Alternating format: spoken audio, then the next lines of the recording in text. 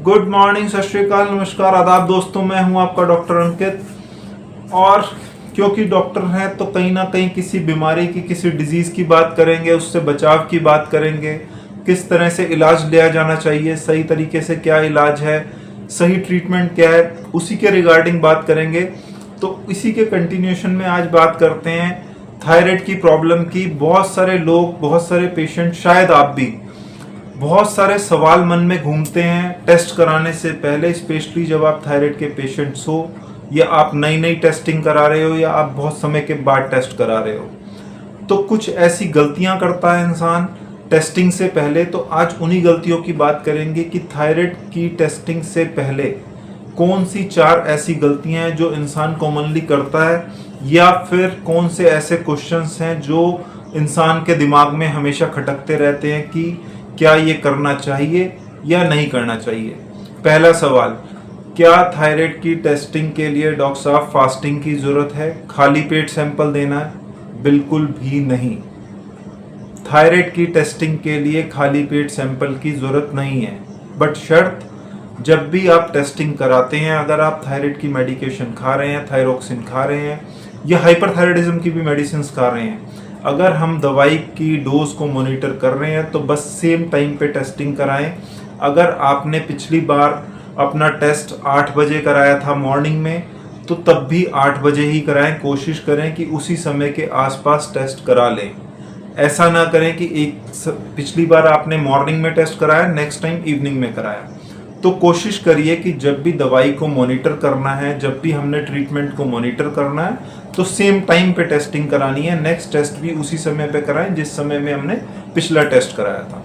दूसरा सवाल, क्या डॉक्टर साहब हम वो दवाई लेकर टेस्ट कराएं जो थायराइड की दवाई लेते थे या नहीं? तो हमेशा ध्यान रखना है, ये गलती कभी ना करें। जब आपको थायराइड का टेस्ट कराना है, आप मॉर्निंग में खाली पेट वो गोली खाते हैं, तो उस दिन वो गोली ना खाएं। कोशिश करें पहले आप अपना सैंपल दे दें, पहले टेस्ट का सैंपल दें, उसके बाद आके घर में दवाई वापस खाएं।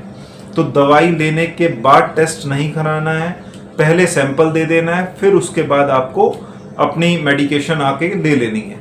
तीसरा सवाल, कौन कौन सी दवाइयाँ थायराइड की टेस्टिंग से पहले हमें बंद कर देनी चाहिए? क्योंकि कुछ मेडिसिन्स ऐसी हैं जो पेशेंट्स रेगुलर लेते हैं, जैसे ओल्ड एज के पेशेंट्स कैल्शियम की दवाई रेगुलर लेते हैं, सप्लीमेंट्स होते हैं, मल्टीविटामिन्स होते हैं। तो 2-3 मेडिकेशंस ऐसी हैं जो आपको कम से कम 2 दिन पहले बंद कर देनी है। कोई स्पेशल मेडिसिन्स नहीं है, ये सप्लीमेंट्स हैं। अगर कोई आयरन की कैप्सूल्स, आयरन की टैबलेट्स या आयरन के सिरप खा रहा है, वो बंद करना है। दूसरी चीज, कैल्शियम बंद करनी है। तीसरी चीज, सप्लीमेंट में स्पेशली विटामिन B7, बायोटिन बंद करना है।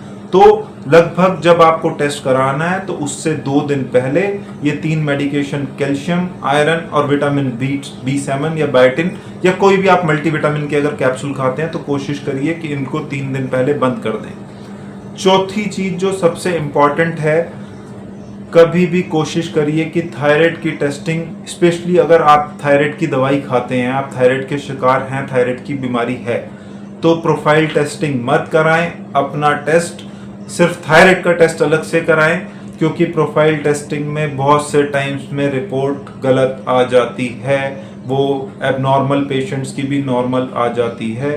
तो बस यही 4 बातों का ध्यान रखना है। मेरे ख्याल से इसके अलावा और कोई गलती इंसान नहीं करता। यही मेन 4 क्वेश्चंस हैं और ये 4 बातों का ध्यान रखिए। और थायराइड का सैंपल से पहले ये 4 गलतियां फिर से मत करिएगा। मिलेंगे बहुत जल्दी फिर से वीडियो के साथ। Take care, bye bye.